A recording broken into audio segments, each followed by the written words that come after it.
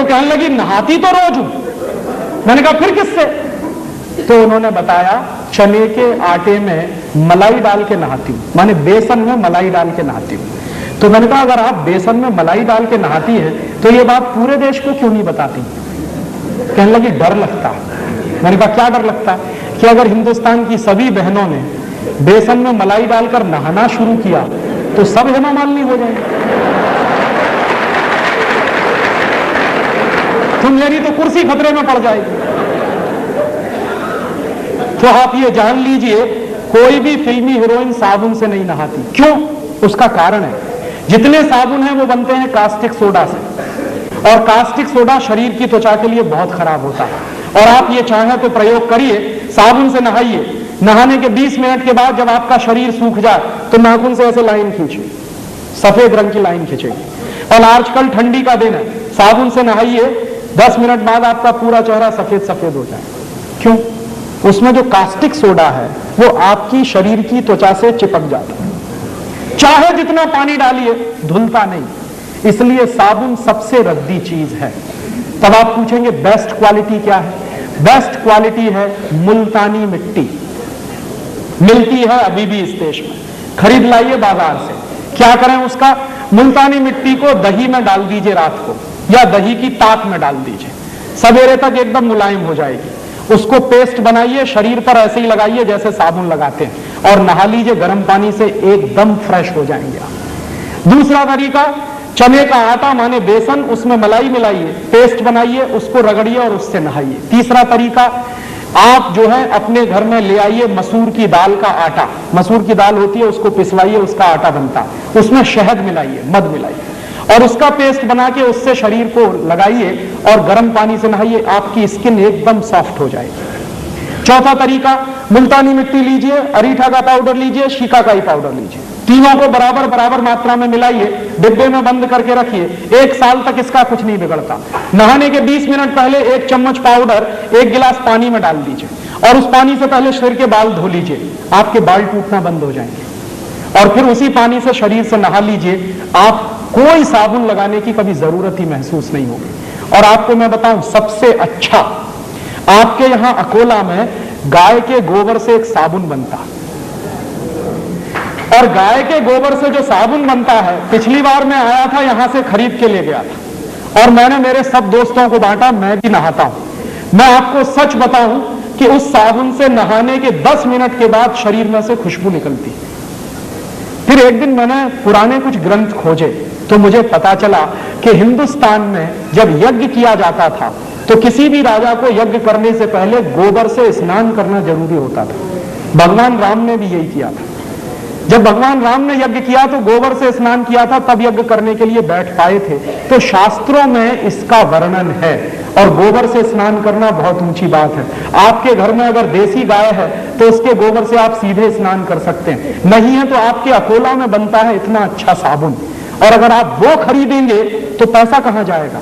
अकोला का पैसा यही रहने वाला है।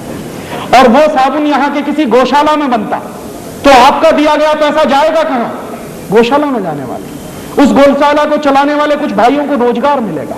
और मेरी तो कल्पना है कि ऐसी गौशालाएं गांव गांव गली गली घर घर में खुल जाए, और उनमें से ये गोबर निकलेगा, साबुन भी बनेगा, दूध बनेगा, घी निकलेगा, क्या क्या नहीं होगा। पूरे हिंदुस्तान की अर्थव्यवस्था बदल सकती है। तो आप ये फालतू के साबुन खरीदना बंद करिए, मुल्तानी मिट्टी से नहाइए, अरीठा, शिकाकाई, मुल्तानी मिट्टी के पाउडर से नहाइए, या फिर चने के आटे से नहाइए, या फिर आपके गांव में जो गोरस का गोबर से साबुन बनता है उससे नहाइए। हिंदुस्तान का हर साल हम सैकड़ों करोड़ रुपया बचा सकते हैं। ये मेरा आपसे एक छोटा सा निवेदन है। और ऐसे ही एक निवेदन और है कि कभी भी अपने घर में फेयर एंड लवली मत लाइए, क्योंकि ये फेयर एंड लवली के बारे में कहते हैं गोरेपन की क्रीम। अब आप मुझे बताइए कि अगर फेयर एंड लवली लगा के सब गोरे हो जाते तो दक्षिण भारत में तो कोई काला नहीं होना चाहिए। आप एक नहीं 100 फेयर एंड लवली लगाइए, आप जैसे हैं वैसे ही रहने वाले हैं। भगवान ने जैसा बनाया है हम बहुत अच्छे हैं।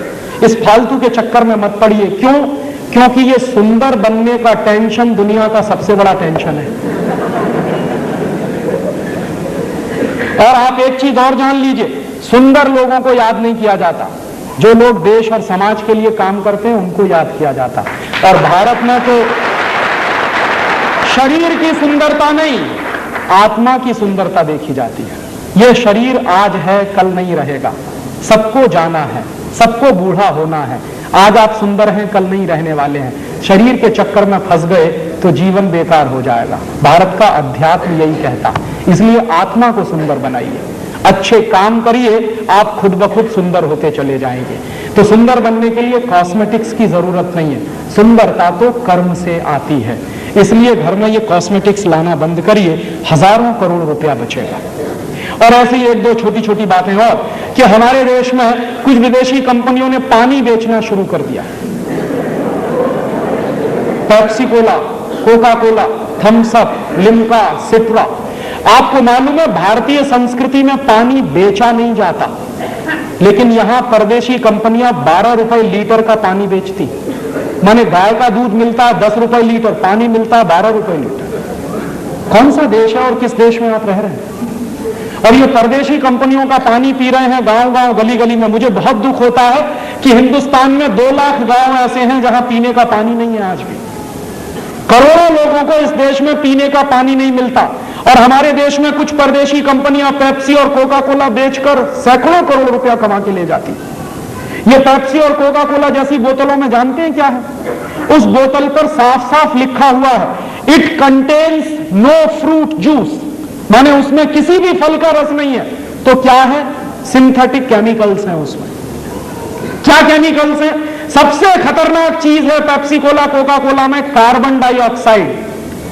और कार्बन डाइऑक्साइड कभी भी शरीर के अंदर नहीं ले जानी चाहिए।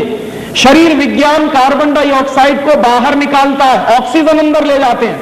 हम बेवकूफी करते हैं, पेप्सी पी पी के, कोका पी पी के